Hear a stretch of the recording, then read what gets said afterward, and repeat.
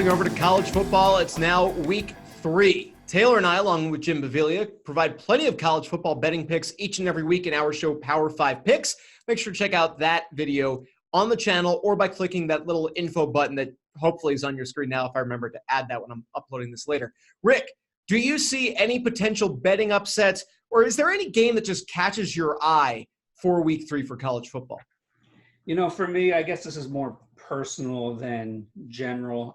Penn State versus Pitt is a big rivalry for both football programs. And those of us who actually grew up in Pennsylvania or have spent time there, who went to Penn State or who went to Pitt, this is a big game. This used to be one of the biggest games each and every year. They've played over 100 times.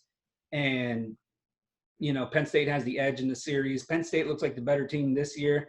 Their new players at quarterback, running back, receivers, like all these young kids stepping in for more experienced, successful players like Trace McSorley last year and Sanders last year and stuff. They actually looked good last week in their game. I know it was against a powder puff team, and Pitt isn't a powder puff team. Pitt isn't going to be a walkover, not going to be a cupcake. This should be a tough game. It should be a game that takes Penn State at least into the fourth quarter before they finally pull away, or Pitt will close the gap in the fourth quarter. Either way, it's going to be a fun game. To me, that's the one game that stands out the most because there's no top 25 ranked game this week where two ranked teams are playing against each other. I know there's some other potential, upsets and whatnot, but the Pitt-Penn State game sticks out the most.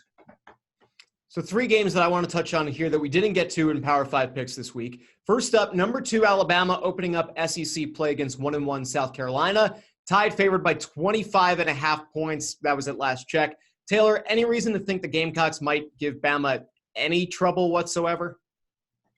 No, I picked South Carolina to beat North Carolina on our show back in week 1. I learned my lesson, I think. I will not take them to beat Alabama, needless to say. South Carolina will play good football for about half a quarter, maybe a quarter and a half, and that's it. Alabama will pull away from there, win by 30 points, and South Carolina's basically their season's done. Yeah, South Carolina, I don't think they're not the team located in South Carolina that Alabama is going to be nervous about playing at some point this season. I don't think that they hang around. Even if they play well for a quarter or quarter and a half, I don't know that they're going to get more than 10 points out of that against this Bama team. Alabama is one of the best teams in the country. Best teams in the country don't have issues with teams the likes of South Carolina.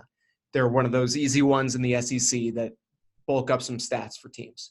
Also kicking off at 3:30 p.m. Eastern time on Saturday, 17th ranked UCF hosting Stanford.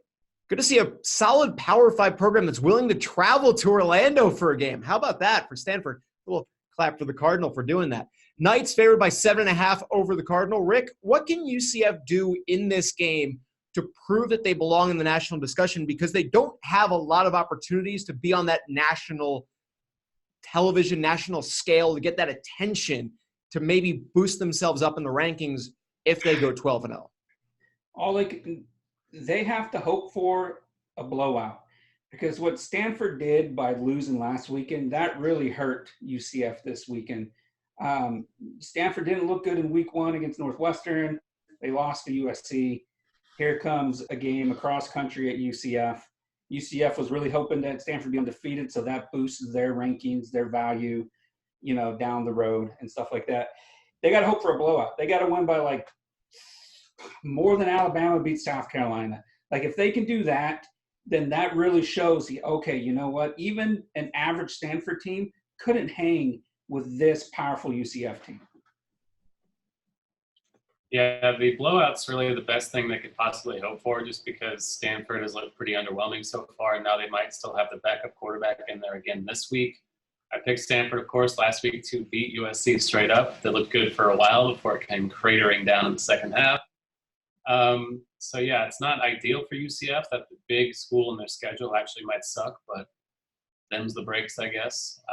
UCF needs to blow them out. Otherwise, I don't think people are going to be that impressed.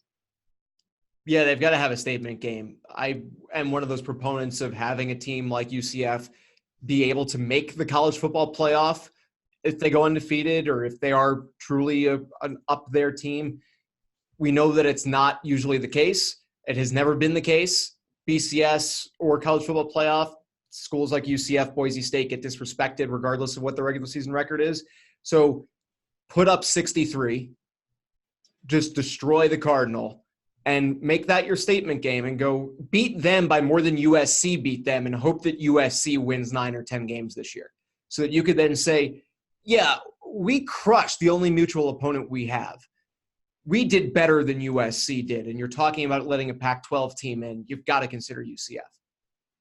Hopefully, we'll see what the Knights can do in that kind of situation. Finally, we got to talk about my Noles because I want to talk about my Noles. Florida State is 1-1 after barely losing to Boise State in week 1 and barely holding off ULM in week 2. They'll visit number 25 Virginia on Saturday. The Cavaliers favored by 7.5. Rick, is that spread too low, too high, or is it just the right amount of respect being given to both sides since Virginia is number 25? I think it's tough. Like, I would say if you had it at 7, you might draw even more of a betting interest. 7.5 kind of, I think people are going to lean towards Florida State a little bit more. I think it's going to draw enough betting action for both sides. I think it's close to enough respect for both sides. I think Florida State has a shot here, but it's hard to pick them based on how they look so far this season. So you would have to say Virginia is going to come out the victor. Whether they win by more than a touchdown or not, that's another story. But I think that spread is pretty good in terms of drawing enough interest on both sides. Yeah, I think a team like Florida State's always just going to draw casual betting interest because they're kind of still a name brand football team, whereas Virginia's not really there yet. But the fact that it is at Virginia, and Virginia does look like the better team so far, I think makes the spread pretty reasonable. I do hesitate to take Virginia at -7.5 still, and I think that's just because you think Florida State should be decent, but they're just not that good, I guess. So I'd still take Virginia, but I think the spread looks pretty reasonable. I think so too. I would, if I'm betting on this, I would bet on Virginia to win because then I could either be right or I can be happy. So, either I get some money or I get an FSU team that looks better than I think they are. I don't think FSU is back yet. Willie Taggart, I still want to see him get another year to actually get his players in there, to get his players, reps, because most of the players, all of the players that are playing right now for the Seminoles are still recruited by Jimbo Fisher. So there are some that Taggart got in there from his early days with FSU that he just or transfers in, that kind of thing. But, this is still Jimbo Fisher's team. I don't know that they're going to – I think they might hang with Virginia, but I think they're going to lose. And I think that a touchdown and a point is reasonable.